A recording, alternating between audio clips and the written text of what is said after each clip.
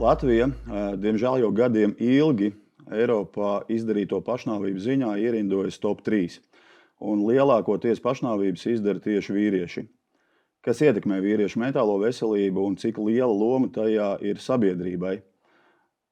Mēs runāsim ar cilvēkiem šajā 6 epizožu vlogā, lielākoties ar vīriešiem, kuri ir saskārušies ar dažādām situācijām dzīvē, kas ir mainījuši viņu dzīves. Bet mūsu pirmā saruna būs ar dāmu, un nevelti, jo februārī Narvesen ir uzsācis kampaņu, kuras ietvaros tiks vākti ziedojumu biedrības Ogle vīriešu mentālās veselības atbalstam. Šodien runāsim ar biedrības Ogle projektu vadītāju Alisi Cepurīti. Alis, sveika! Sveiki! Kāpēc un kad radās Ogle? Ogle radās kā tāds mūsu pašu skatiens pēc cerības, kaut kādas palīdzības meklēšana, jo tas viss sākās ar traģēdiju. Mans brālis uztaisīja pašnāvību, kad viņam bija 23 gadi. Un viņš vienmēr ir bijusi šī kompānija dvēsele, tāpēc uz bērēm ieradās daudz vairāk cilvēki nekā bija plānots, un pārsvarā jaunieši. Un tur es ar savu vecāko brāli, mūsu pirmā doma bija, ka mēs izglābsim pasauli. Mēs visiem devām savus kontaktus, mēs teicām visiem, ka, ja jums ir grūti vērsties pie mums, un mēs pat neapzinājāmies, cik izplatīta ir šī problēma, jo es vismaz līdz šim biju dzīvojusi savā kaut kādā rozajā burbulī, ka viss ir labi, dzīve izdodas un tā.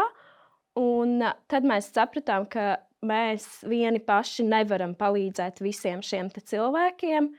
Tad tā ideja bija, ka mēs varētu radīt kādu tādu kā salidojumu savējiem, draugiem, radiem, visiem šiem cilvēkiem, lai mēs sanāktu kopā ne tikai pa kāzām un bērēm, bet lai būtu šī tikšanās, kur mēs varam arī aprunāties un palīdzēt tā tad mazliet efektīvāk.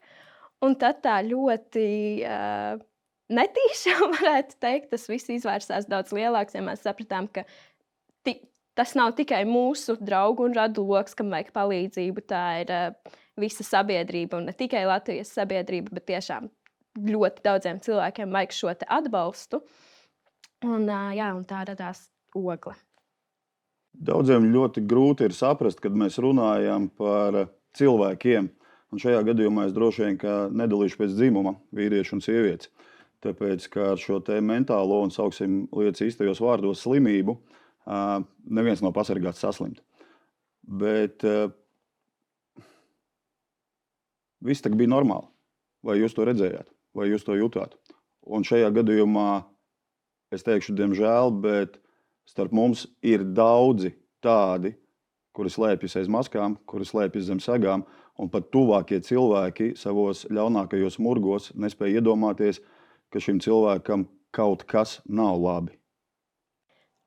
Uzmetās osādamā, jā.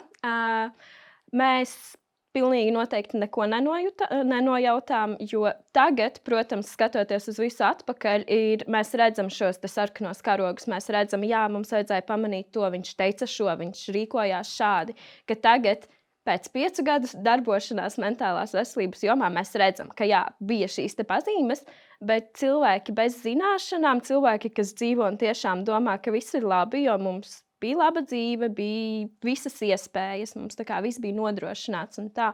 Un tāpēc mums nebija pat ne mazākās aizdomas, ka kaut kas varētu nebūt kārtībā. Un kā arī jau minēja, ka ir šīs maskas, aiz kā slēpjas, jo viņš vienmēr bija visu ballīšu dvēseli, ne tikai ballīšu, visu kompāniju. Viņš tika iesaukts par saulstariņu, jo visur, kur viņš ienāca, visi uzreiz smaidīja, viņš par visiem parūpējās, kas arī ir viena no pazīmēm, ka ja viņam tik ļoti bija tā vēlme palīdzēt citiem, un viņš nekad nevienam neļāva būt vienam pašam, ja kādam draugam bija grūtības, viņš viņam palīdzēja, vai tas bija mentālais atbalsts, vai mēs esam uzņēmuši ļoti daudz viņa draugus pie mums mājās dzīvot, ja viņiem nav bijis, kur iet un tā tālāk, bet viņam arī bija šī izglābt visu pasauli un visiem likt justies labi, un tādēļ mēs nenojautām, ka tā varētu būt kā arī kaut kāda pazīme, ka varbūt viņam iekšā ir kaut kādas grūtības. Bet tas viss arī jāmin, ka pats pēdējais mēnesis mēs varbūt būtu varējuši reaģēt labāk, jo tur bija iesaistīts narkotikas. Un tad tas viss bija tas, kas aizgāja pēkšņi no viss ir kārtībā līdz mēneša laikā viss ir pilnīgi kājām gaisā. Es teikšu, protams, ka, diemžēl, šajā pasaulē nekas nenotiek tāpat vien. Un, diemžēl, bet arī ogle ir radusies ne tāpat vien. Šobrīd jūs padziļinātāk jau zināt, kāda ir mūsu sabiedrība. Kāda ir mūsu sabiedrība? Jāsaka, ka PSRS laiki ir atstājuši savu ietekmi pilnīgi noteikti uz visiem, bet, protams, it īpaši vīriešiem un šīs lielās stigmas un uzskatiem, ka vīrietim ir jābūt vīrietim un viņš nevar būt emocionāls un tā. Bet jāmin, ka īstenībā darbības gadu laikā mēs redzam uzlabojumu. Es nezinu, vai tās ir paudžu maiņas, kas notiek, vai tas ir tas, ka tiešām arī visādos sociālajos mēdījos viss kaut kur tiek runāts vairāk, bet ir pamazām šis uzlabojums. Cik daudz labprātīgi vīrieši vēršas pie jums? Neteiktu, ka tā kā pie mums personīgi vēršas vairāk, zinot, piemēram, ka es darbojos Oglē, pie manis personīgi vēršas daudz lielāka daļa nekā uzrakstīt biedrībai, jo tas arī, lai arī mēs mēģinam sevi prezentēt kā super atvērtu un tādu tā kā netik, varbūt ne nopietni, bet tā kā mēs neesam ārsts, pie kura tu ej runāt, mēs esam tavs līdzcilvēks, kurš tevi atbalstīs. Bet šā vai tā cilvēkiem ir vēl joprojām bail lūgt palīdzību. Un arī tie, kas ir tuvākie, vai arī kas vēršas personīgi, reti, kad tas ir tā tieši, ka man ir pašnāvnieciskas domas vai man ir depresija. Parasti tas ir vairāk ar kaut kādiem stāstiem aplinkus, līdz beidzot mēs noejam līdz tai īstajai problēmai. Laiks ir pagājis, mēs dzīvojam citā sistēmā, bet daudz no mums ir šie padomīs bērni, un, diemžēl, bet pēdiņās iekavās un 3 līnijām pasvītrojot ir jāliek, ka lielu ārtavu tajā ir ielikuši arī mūsu vecāki, lielākoties māmas, par ko tu minēji, kā tika audzināti mūsu paaudzes bērni, puikas, zēni, ka tev jau tiek bērnībā iedots kods par to, ka tu esi mazs vīrietis, kurš iet pāri visam, neskatoties ne uz ko. Cik daudz mēģina to visu priekšskaru kaut kā aizbīdīt projām un tomēr pielāgoties šīs dienas sistēmai, ja tāda ir, bet šīs dienas dzīves apstākļiem? Atkal es teiktu, ka tas jaunākām paaudzēm ir redzams daudz vairāk, jo mēs arī tagad gan novembrī, gan šomēnes staigājām un intervējām cilvēkus uz ielām ar jautājumu, ko tu domā par vīriešiem, kas raud, un kad ir pēdējā reize, kad tu esi raudājis. Un tur varēja redzēt šo lielo atšķirību cilvēkiem, kas ir līdz 30, 35, kuri runā par vainu, ka viņi spēja izpaust savas emocijas un ka tas ir pilnīgi normāli, vai arī kas tieši atklāja, ka tas ir normāli izpaust emocijas, bet es to nemāku, vai es to nespēju, es gribētu paraudāt, vai man skauž, ka kāds var paraudāt un tā. Bet, kad tā iet vecāka paudze, 50 gadi plus, tad tur sākas tas, ka kas tu esi tā kā vīrietis, emocionāls vīrietis, tā ir sieviete, un viss kaut kas tam līdzīgs, un tie absurdie uzskati, jo karavīri raud karā, es nezinu, ja mēs skatāmies hokeja čempionātā, hokejisti raudāja vinnējot medaļu. Un gribētos teikt, ka tie nav vīrieši. Man šķiet, ka ir šī lielā atšķirība paudžu ziņā. Es jau savā ievadā minēju, cik lielā mērā sabiedrība, negribu teikt, ka nes atbildību, varbūt, ka skaļāk būtu teikt un lielākiem burtiem tas tiek sadzirdēts, ir atbildīgi vai uzliek šo stereotipu ka vīrietis nedrīkst atļauties būt raudoša sieviete. Jā, jo šeit ir jāsaka, ka tā nav viena vīrieša atbildība, jo sievietes arī ļoti daudz šo ietekmē stereotipu un stigmu ap visu to, jo, protams, mēs visi varam pateikt, ka jā, bet tev vajadzētu izrādīt emocijas, bet ļoti bieži, kad vīrietis pat, ja viņš mēģina kādu reizi, nezinu, tur kaut kas notiks, un viņš tiešām paraud vai ko tādu, ļoti bieži arī tā otrs dzimums nespēj uz to noreaģēt, jo visi tomēr mēs esam auguši ar šo uzskatu, ka vīrietis ir stiprs, vīrietis aizsargā, vīrietis rūpējas, nevis ka vīrietis var būt arī emocionāls un atklāts. Un tad man šķiet, ka sabiedrība visa kopumā, ka tas ir vienkārši tas, kā mēs esam auguši, un tas pamazām ir jāmaina visiem kopā. Bet kāpēc ir joprojām tās bailes, lielākoties kauns patiesībā atzīt to, ka nav ok, ka nav labi, ka ir tā palīdzība nepieciešama? Tas nav tik grūti palūgt palīdzību, kaut gan es līdz kaulam zinu, ka šis vārdu salikums palīdzi nenāk pār lūpām.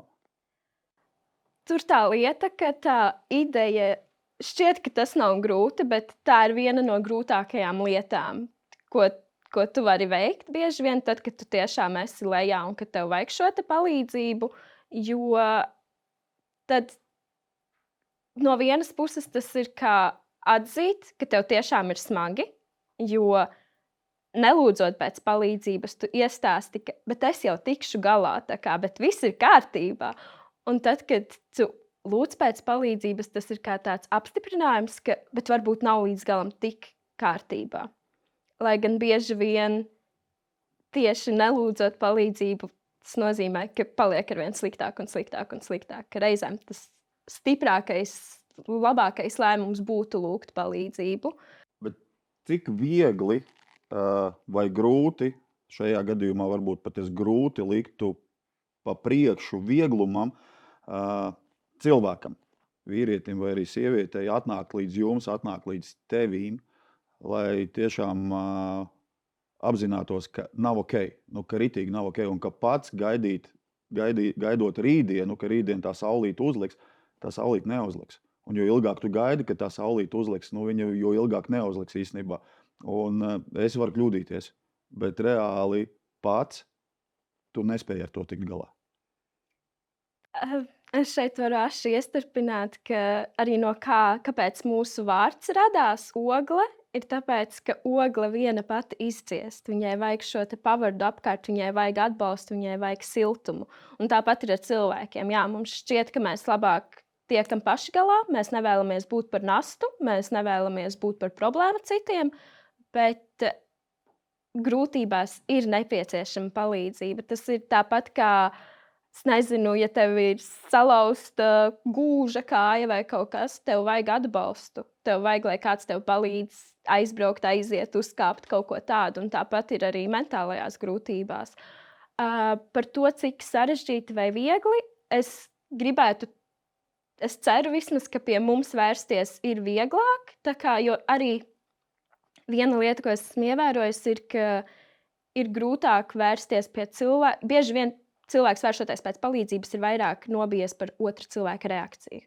Nevis par šo izteikšanu, ka man ir slikti, man ir depresija. Es domāju par pašnāvību, bet drīzāk kā tas otrs cilvēks reaģēs. Kas būs? Jo arī es, lai arī es varu runāt brīvi par šo traģisko notikumu ģimenē, bet bieži vien ik pa laikam es arī aizdomājos pirms to vārdu pateikšanas, ka bet vai tas ir pareizais brīdis, kā tas cilvēks reaģēs.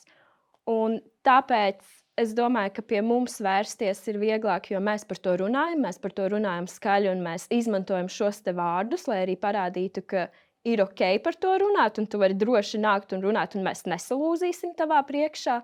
Bet es gribētu arī atgādināt cilvēkiem, ka tā nav tava atbildība otra cilvēka reakcija. Tā kā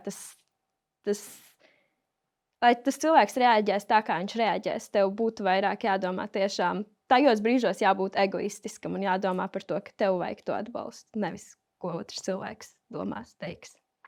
Ja šo piemēru es diezgan daudz esmu stāstījis, proti, ka krītoša vai kaut kas notiek gaisā lidmašīnai vai slīkstošs kuģis, tad ir tas lielais jautājums, kam tu pirmajam uzliec skābekļa masku vai uzvelc glābšanas vesti. Lielākā tiesa to izdarīs kādam citam, nevis sev.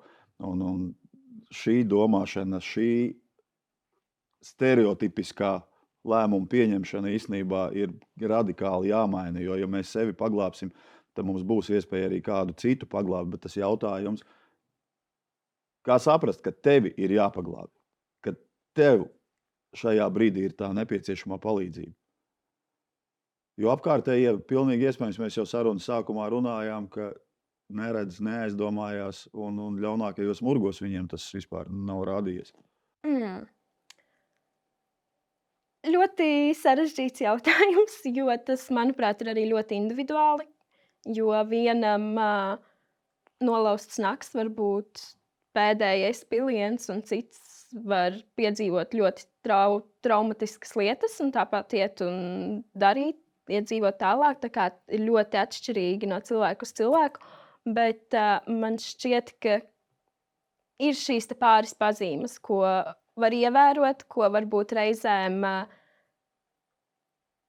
skatoties vienkārši uz vienu no viņām, neliktos, ka tas ir kaut kas tik nopietns, bet saliekot kopā, ka trūkst enerģija, zūd interese lietās, kaut kas, kas kādreiz ir bijis ļoti svarīgs, vai tās ir studijas vai darbs, ka pamazām tas paliek tā kā būs, tā būs, ka tas vairs nav tik nozīmīgi.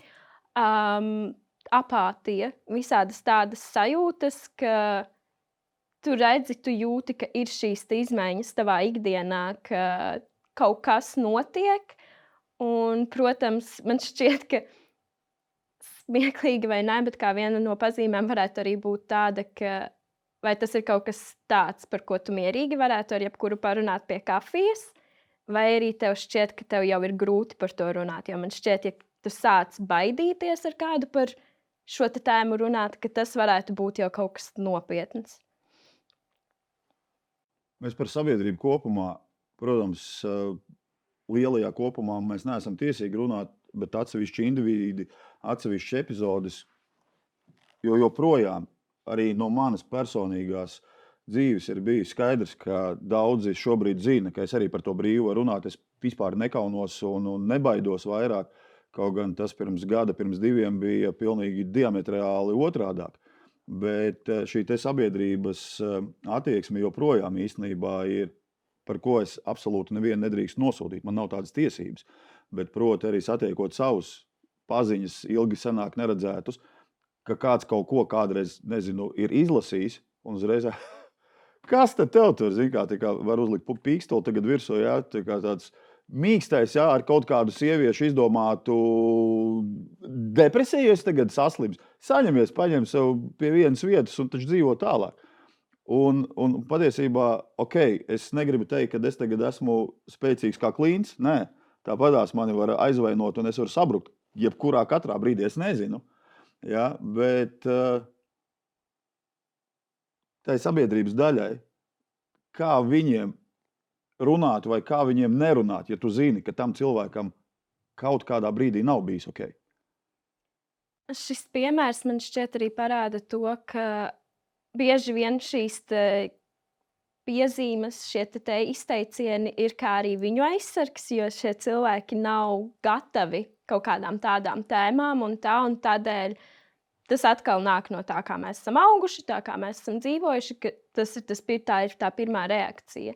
Bet, protams, tas atkal ir tas, ko es ieteiktu cilvēkiem, ka aizdomāties, jo tu nezini, varbūt tu zini to vienu notikumu, kam cilvēks ir izgājis cauri, bet tu nezini, kas ir salicies kopā. Un atkal, kā es minēju, ka varbūt vienam tā viena lieta neliktos nekas, ka tas ir sīkums un tā kā, ko tu tur par to niķu, nezinu, raudi, tā kā tas jau nav nekas.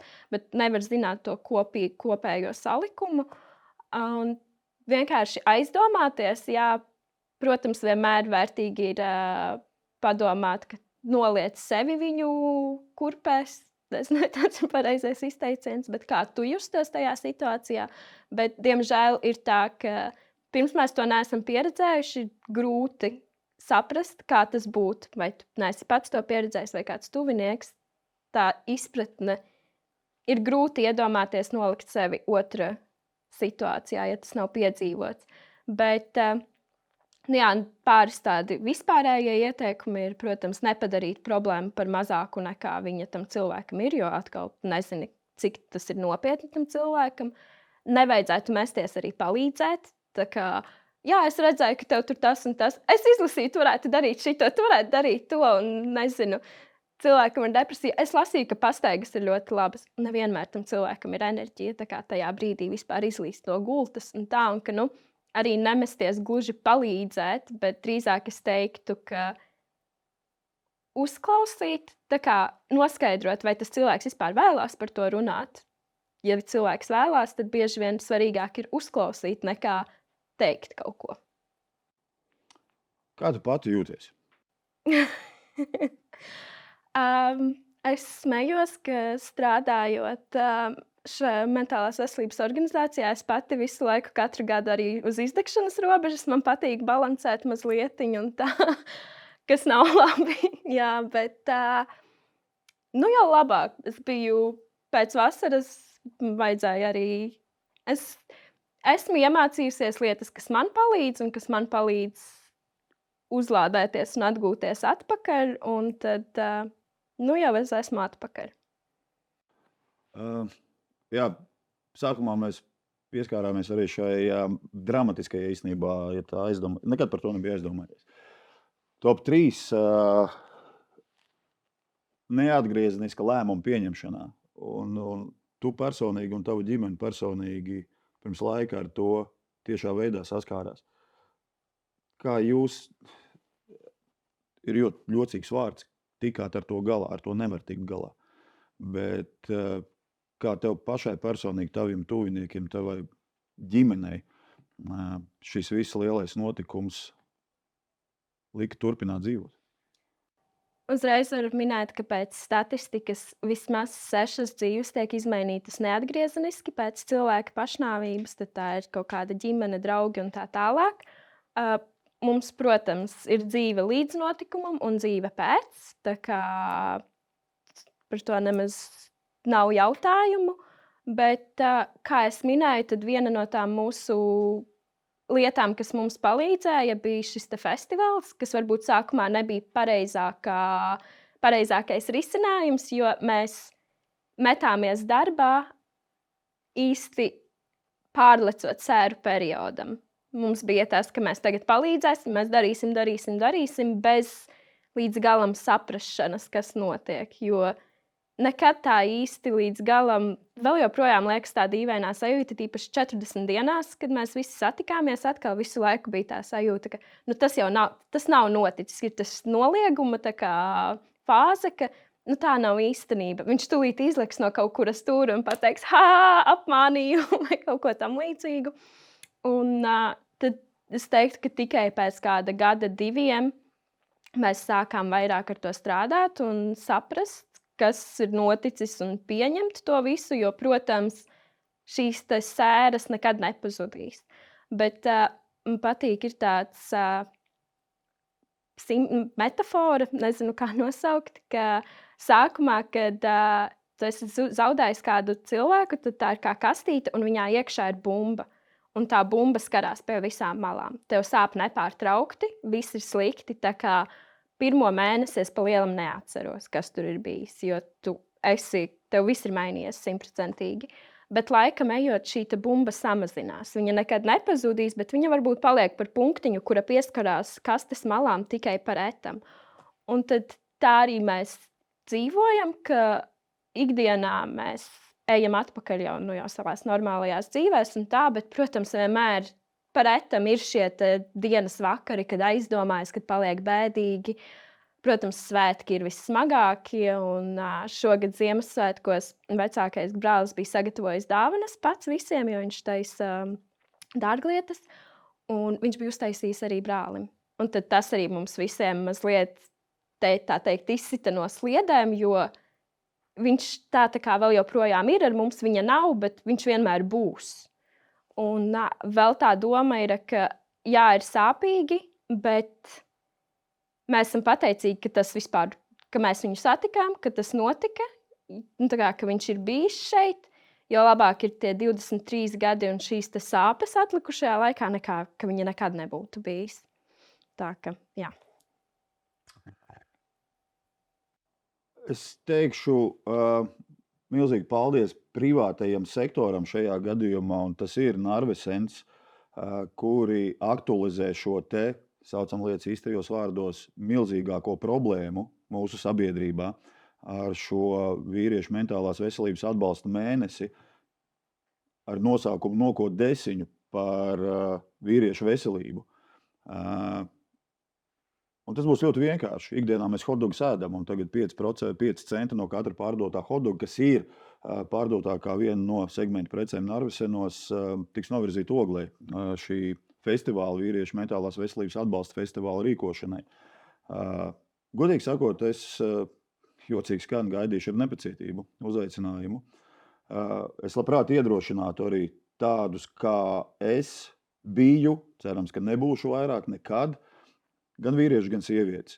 Bet, ja tu varētu ieskicēt šajā gadījumā, kas notiek šajā ļoti jocīgi skan vārda festivāla ietvaros? Jā, tad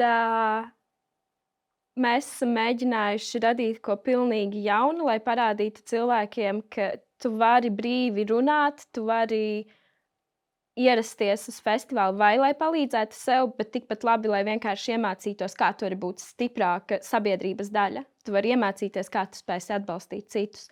Tad festivāla ietvaros mums ir nopietnāka daļa, kas ir dažādas lekcijas par mentālo veselību, par izturību, par dažādām slimībām, par vecākiem, par vīriešiem, par visu kaut ko tādu. Bet paralēli mēs mēģinam arī to visu padarīt interesantāku, kā festivāla vairāk sajūtās. Tad mums ir dažādas darbnīcas, kur ir praktiskās terapijas, kur ir jogas, meditācijas, filmu teltis. Mēs arī rādām filmas, kas ir saistītas ar mentālo veselību. Tad ir dažādas organizāciju teltis, kur pagājušajā festivālā mums arī piedalījās, piemēram, organizācija Telpa vīriem, kas arī tieši strādā ar šo vīriešu mentālās veselības atbalstu. Tad mums ir tetovēšanās, kas ir arī mazliet tāds jauns, kaut kas jauns koncepts priekš festivāliem. Un vēl viena no ļoti vērtīgām lietām ir šis randiņš ar terapeitu, kur ierodoties tev ir iespēja aiziet kaut vai ar, mēs neatbalstam gluži alkohola lietošanu, bet kaut vai ar aliņu rokās aiziet apsēsties pie terapeita un 15 minūtes, pusstundu aprunāties par to, kā tu jūties. Un saprast, vai tev ir kaut kas, kas būtu vairāk, par ko jāuztraucas, un kaut kas, kas jādara vai nē.